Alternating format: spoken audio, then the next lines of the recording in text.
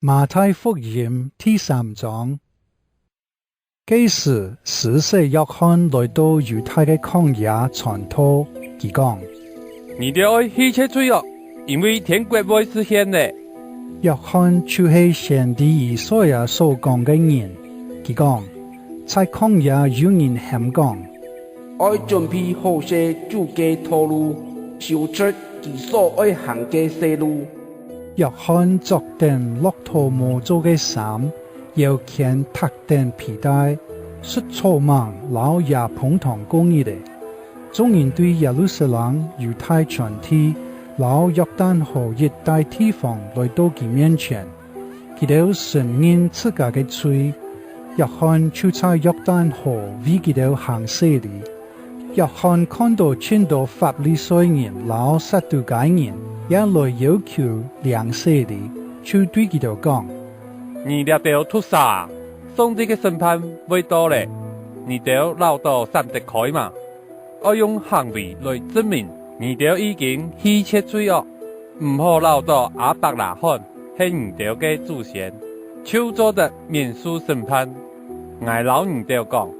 上帝能對兩條石頭為亞伯拉罕錯出子孫來，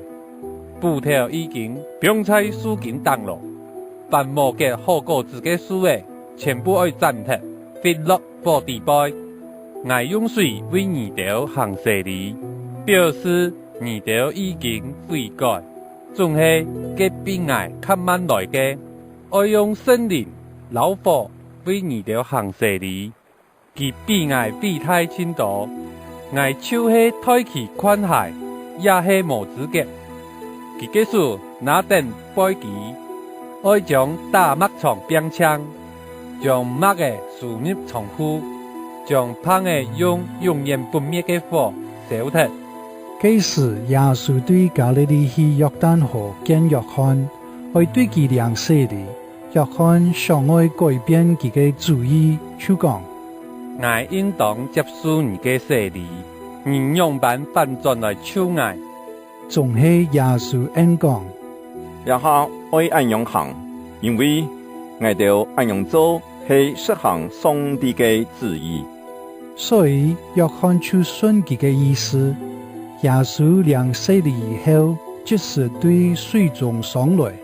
天就為佢開，佢看到上帝嘅靈像一架嘅按樣降下來，落在佢嘅身上，同時對天堂有聲音講：這是我所設計來的，我所歡喜嘅。